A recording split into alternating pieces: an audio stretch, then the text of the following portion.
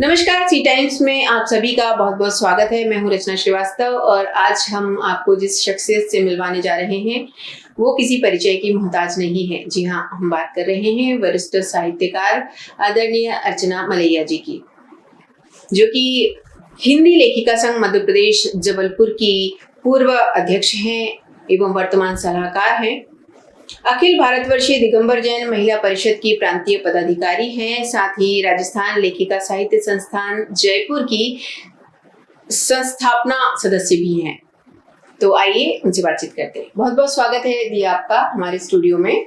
नमस्कार रचना जी और सी टाइम्स के सभी सुधी दर्शकों को मेरा नमस्कार जी। हम आपसे और भी कोई सवाल पूछें इसके पहले हम आप ही के मुंह से जानना चाहेंगे कि आप अपने बारे में हमारे दर्शकों को कुछ बताइए। आपकी शैक्षणिक योग्यता और आपने कब से लिखना प्रारंभ किया, इसके बारे में कुछ। रचना, मेरी शैक्षणिक योग्यता एमए है। मैं हिंदी साहित्य में एमए हूँ और ये मेरे लिए भी बड़े गौरव की बात है कि जो एमए की परीक्षाएं थी वो मैंने विवाह के उपरांत दी है, जबकि मैं उस समय मैं प्रेग्नेंट भी थी और उस परीक्षा में मैंने 2 स्वर्ण पदक हासिल किए हैं। बहुत बहुत बधाई आपको। और जो जन्म मेरा सागर में हुआ है, पर मैं पली बड़ी कटनी मध्य प्रदेश की हूँ और मैं एक सिलसिले से पूरी अपनी यात्रा आपको बता दे रही हूँ। जी बिल्कुल बिल्कुल स्वागत। कि कटनी के वाटसले स्कूल से मैं पढ़ी हुई हूँ जी। और जैसा कि अमूमन होता है जी, माता पिता ने इस चीज की घुट्टी पिला दी थी कि बेटा डॉक्टर ही बनना है जी। और बस वही सपना लेके मैं पढ़ रही थी जी। पर 8th 9th से महसूस होने लगा था कि नहीं, रुझान कहीं कुछ और तरफ है। दूसरी बात ये थी कि जो मैं 5वीं या 6वीं से भी जो मैं निबंध लिखती थी उन मेरे निबंधों को 2-2 सेक्शनों में मुझसे पढ़वाया जाता था। तो ये हिंदी पे कमांड हो रहा है, कुछ मैं अपनी काल्पनिकता भी पहचान रही थी, पर वो तो सब डॉक्टर बनने के सपने के नीचे दबता चला गया और साइंस भी ले लिया जी। वो एक भूचाल था मेरे जीवन में। साइंस लेने के बाद मैंने देखा कि चैप्टर के चैप्टर गायब हो जाते थे। मैं बिल्कुल एब्सेंट माइंडेड रहती थी, कॉकरोच से वैसे भी डरती थी और जब कॉकरोच पढ़ाया जाता था तो अर्चना जी क्लासरूम के बाहर बैठी रहती थी जी। वो वहां जाना भी गवारा नहीं, मेंढक को देख के हाथ पैर ठंडे हो जाते थे। डिसेक्शन में हाथ पैर ठंडे हो जाते थे। पर एनी हाउ मैट्रिक करने के बाद रीवा भेज दी गई मैं साइंस की ही पढ़ाई के लिए अवधेश प्रसाद यूनिवर्सिटी में जी, महाराजा अवधेश जी। वहां जाके मैंने महसूस किया और एक विस्फोट होता है भीतर, वो एक विस्फोट हुआ कि नहीं, मैं साइंस के लायक मैं हूं ही नहीं और ये चीज मुझे स्वीकार करनी चाहिए। अच्छा, उस समय की विडंबना ये रहती थी कि आर्ट्स को बड़ा ऐसा माना जाता था कि ये बहुत जो कहीं नहीं काम करता है वो आर्ट्स ले लेता है। बिल्कुल। अच्छा, लेखन कलम जो थी मेरी 8th 9th से ही चलने लगी थी जी। मैं प्रारंभिक में जो स्वरूप था कविताएं थी, छोटी कविताएं लिखती थी और हिंदी बहुत अच्छी थी। इतना तक होता था कि जो हमारे हिंदी और संस्कृत के टीचर थे क्लास के, उन्होंने कई बार बड़े इल्जाम लगाए कि छोटी लड़कियां इतनी उत्कृष्ट और परिमार्जित भाषा में लिखती हैं और किस की से ये नोट करती, वो की भी आज तक नहीं मिली। तो वो कविताओं की शुरुआत हो गई थी जी।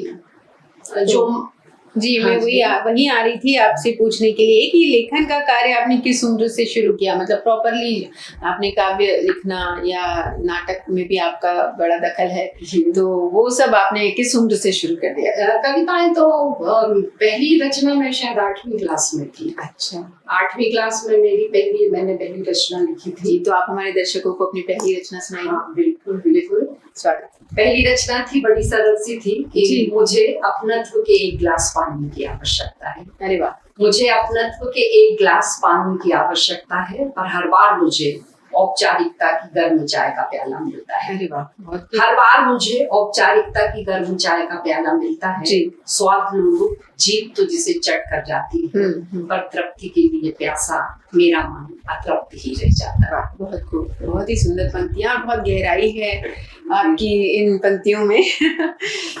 मेरा अगला सवाल आपसे ये है कि आप मध्य प्रदेश लेखिका संघ की पूर्व अध्यक्ष रही हैं, तो हमें बताइए कि मध्य प्रदेश लेखिका संघ की स्थापना कब हुई? रचना, मध्य प्रदेश लेखिका संघ की स्थापना दरअसल भोपाल से हुई और 1995 में इसकी नींव भोपाल में डल चुकी थी, पर जबलपुर में इसकी स्थापना 2005 में स्वर्गीय श्रीमती लक्ष्मी शर्मा जी के द्वारा की गई। प्रथम अध्यक्ष वे ही थी और मैं स्थापना काल से ही उपाध्यक्ष थी जी लेखिका संघ की। जी। ये बताइए कि मध्य प्रदेश लेखिका संघ की स्थापना की क्या आवश्यकता पड़ी, मतलब मोटिव क्या था, इसको क्यों की गई इसकी स्थापना? इसकी स्थापना का मूल उद्देश्य यह था कि लेखिकाओं को उनकी पहचान के लिए एक सशक्त प्लेटफॉर्म मिले, और ऐसा हुआ भी। आज भोपाल जो प्रमुख इकाई है वो इस मुकाम पे है कि स्तर अखिल भारतीय स्तर हो चुका है इसका, और हर प्रतिवर्ष फरवरी या मार्च के प्रथम सप्ताह में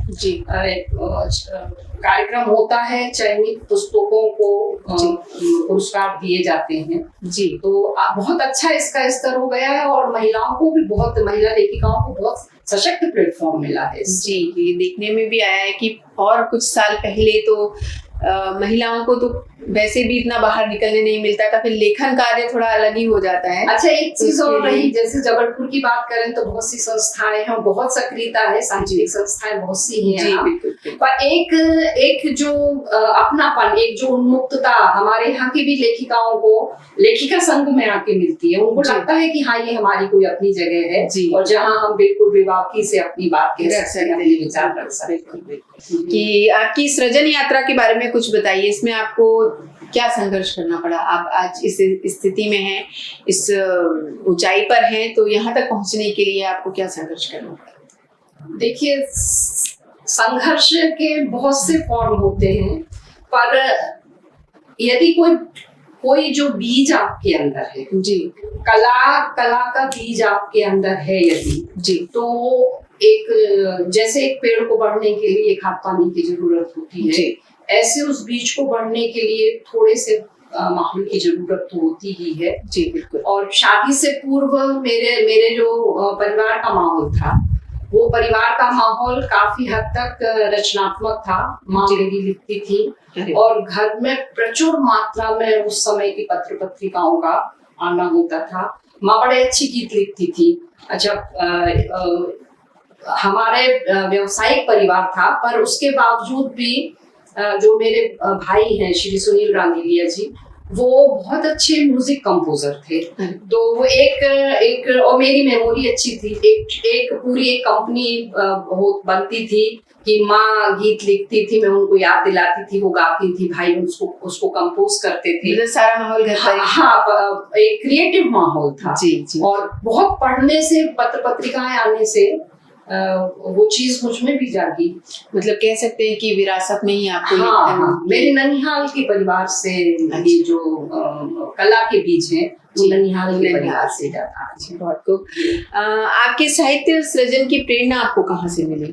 जब किसको देख के आपको लगा कि मुझे भी ऐसा करना है, कुछ लिखना है?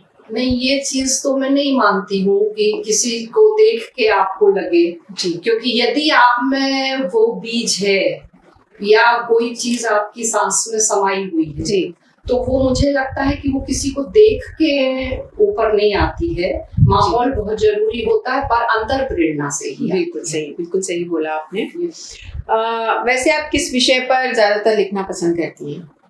विषय तो मैं कविताएं भी मेरी अंतर जगत की ज्यादा है। और यही चीज मुझे मेरी माँ से पृथक करती है, क्योंकि माँ ने प्रकृति पे बहुत गीत लिखे हैं। तो ये बहुत ही अच्छा हुआ कि मुझ पे कहीं पे ये आरोप नहीं आया कि मैं माता श्री से उनका जितना वाह जगत का था, मेरा उतना ही अंतर जगत का है। अच्छा जी। और कहानियां भी मैंने काफी लिखी है। और जबलपुर में ही, जब मैं जयपुर से जबलपुर आई थी 98 में, तो 98 में यहाँ की त्रिवेणी परिषद ने मेरी कहानी बेघर को सुनीति सक्सेना सम्मान से सम्मानित किया। बहुत वहां से मेरी जबलपुर की यात्रा शुरू हुई थी। हाँ जी। मैंने सुना है कि आप नाट्य लेखन में भी आपका काफी दखल है, तो उसके बारे में कुछ बताइए। हाँ, ये बहुत विचित्र सी बात है, क्योंकि नाट्य लेखन का बीज भी है मेरे अंदर। ये मुझे बहुत बाद में पता चला। पहला नाटक मैंने सन 99 में लिखा। ये जो मेरे प्रारंभिक पूरे नाटक थे, ये जो धार्मिक पौराणिक कथाएं होती हैं, उन पर आधारित थी, क्योंकि उनका उद्देश्य ही पर्युषण पर्व के मंच पर मंचित कराना होता था। अच्छा। तो वहां से मेरा लेखन और उस नाट्य मंचन का कार्य शुरू हुआ। और लगभग मैंने 20 वर्ष से ये कार्य मैं कर रही हूँ। और कहते हैं ना, चलते चलो तो नतीजे अच्छे मिलते हैं। आचार्य विद्यासागर जी पे जो मैंने ड्रामा लिखा था सन 16 में जी, उसका अखिल भारतीय स्तर पर मंचन हुआ और बड़ा कालजयी नाटक साबित हुआ जी। आकाशवाणी पे भी मेरे बहुत से नाटक के समन्वित प्रसारण हुए, मतलब 19 केंद्रों से। मतलब जितना आप लेखन कार्य में अपना टाइम देती हैं या इतनी विख्यात हैं, उतना ही आप नाट्य लेखन में भी। जी नहीं, विख्यात ऐसा तो नहीं कहूंगी, जो कुछ मुझसे करते साहित्यकार जी। पर ये था कि मैं बहुत पहले से लिख रही थी, पर एक पहचान तो मुझे जरूर नाटकों ने एक विशेष पहचान दी है। बिल्कुल जी। अब आप हमारे दर्शकों को क्या सुनाएंगे? मेरा जो पहला काव्य संग्रह 2006 में जिसका विमोचन हुआ था, सन्नाटे का चक्रव्यूह जी। तो एक स्वाभाविक सा प्रश्न मन में आ सकता है कि सन्नाटे का चक्रव्यूह। हाँ। तो वो एक मैं उस अंतर यात्रा की रचना एक छोटी सी सुनाना चाह रही हूँ। और ये भी मेरे स्कूली डेज की ही है। अच्छा। जी। अपने अकेलेपन से अब अपनापा सा हो गया है। अच्छा। अपने अकेलेपन से अब अपनापा सा हो गया है। यह अकेलापन अंधेरा नहीं उजाला है। यह अकेलापन अंधेरा नहीं उजाला है, क्योंकि भीतर भी मीलों लंबी सुरंग है। क्योंकि भीतर भी मीलों लंबी सुरंग है। बेतरतीब दरख्त हैं जिनमें कुछ बबूल है। बेतरतीब दरख्त हैं जिनमें कुछ बबूल हैं। कुछ उजाले चाहिए भीतर के अंधेरों को। कुछ उजाले चाहिए भीतर के अंधेरों को। बाहर के उजाले भीतर के अंधेरों को जब और भी गहराते हैं, चिरवेदना में बसे अकेलेपन के ये दूत मेरे मसीहा बन जाते हैं। बहुत ही सुंदर, बहुत ही यथार्थ, मतलब बहुत ही गहराई है आपकी पंक्तियों में, तो बहुत ही अच्छा लिखा। ये मैं सन्नाटे के चक्रव्यूह से उसको रिलेट कर रही, क्योंकि एक रिक्तता मैंने देखी है जो शायद सभी जी होती है। बिल्कुल सही कहा आपने, सही पहचाना आपने। अखिल भारतवर्षीय दिगंबर जैन महिला परिषद की आप प्रांतीय पदाधिकारी हैं, तो ये संगठन है क्या और किस तरह कार्य करता है? रचना जी, दरअसल तो ये संगठन अपनी स्थापना का शताब्दी वर्ष मना रहा है। 1923 में इसकी स्थापना हो गई थी, पर बीच के वो गुलामी काल भी था, बीच की दिनों में ये सुषुप्त रहा और 85-90 से पुनः जागृत हुआ है। सन 92 में इसकी जबलपुर में स्थापना हुई थी और डॉक्टर विमला चौधरी जी हैं जिन्होंने इसकी स्थापना की थी। और आज की तारीख पे, एक तो ये 5 स्तर पे काम करता है और आज की तारीख पे पूरे भारत में, बल्कि कुछ शाखाएं विदेशों में भी हैं, 450-500 शाखाओं को लेके ये संगठन कार्य कर रहा है। और इसमें सांस्कृतिक, सामाजिक, धार्मिक, स्वास्थ्य से संबंधित सभी गतिविधियां होती हैं। सन 96 से मैं भी संगठन से जुड़ी और मैंने ये देखा है और समझा है कि गृहिणियों के लिए ये कितना बड़ा प्लेटफॉर्म मिला है और कितना ज्यादा आत्मविश्वास इस संगठन से जुड़ के महिलाओं में आया है। लॉयनेस के पैटर्न पे ही चलता है और काम बहुत ज्यादा कर रहा है। ये काफी बड़ा संगठन है, बहुत बड़ा बड़े संगठन रूप है। में लोगों जबलपुर में तो 21-22 शाखाएं हैं। अरे जी। जैसे आपने बताया आपकी पहली प्रकाशित पुस्तक जो थी, तो वो कब प्रकाशित हुई? सन्नाटे का चक्रव्यूह 2005। 2005। थोड़ा प्रकाशन में मैं आलसी हूँ। और भी आपकी जो प्रकाशित पुस्तकें या प्रकाशित होने वाली हैं पुस्तकें, उनके बारे में कुछ बताइए।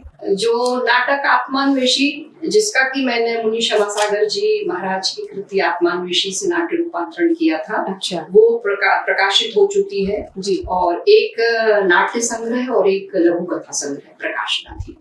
2 आ चुकी है, 2 प्रकाशना। कब तक प्रकाशित होने का हमारे दर्शकों को इंतजार है आपकी पुस्तकों का? बिल्कुल बिल्कुल, मैं भी कोशिश में हूँ कि जल्दी आ जाए जी। जैसा कि हम सभी तो जानते ही हैं कि आपको काफी सारे सम्मानों एवं अलंकरणों से नवाजा गया है, तो इतना सम्मान पाकर आपको इस जगह पर पहुंचकर आपको कैसा महसूस हो रहा है?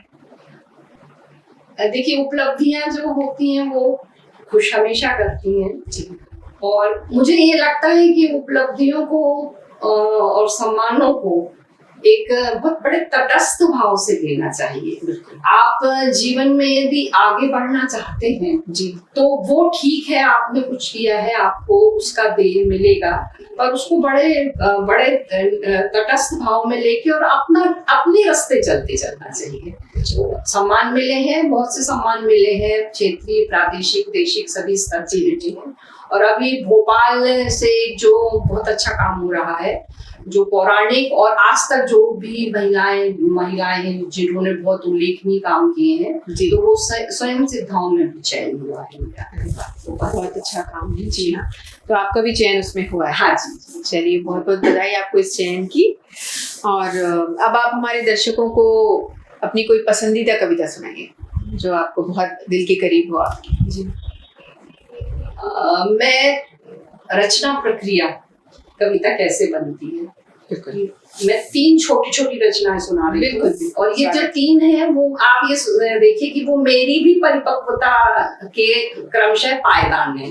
तो पहली रचना वही स्कूली डेज की है जी, कि भावना के सागर पर जब प्रेरणा की किरण पड़ती है, भावना के सागर पर जब प्रेरणा की किरण पड़ती है, भावों की भाव मानस पर जमती है, भावों की भाव मानस पर जमती है, धीरे धीरे भाव मेघ में बदलती है, धीरे धीरे भाव मेघ में बदलती है, फिर किसी आघात से मेघ फटते हैं, बरसात होती है और नन्ही नन्ही सी बूंदें कविता होती है। बहुत खूब, बहुत ही गहराई आपकी हर कविता ने मुझे बहुत इम्प्रेस किया है।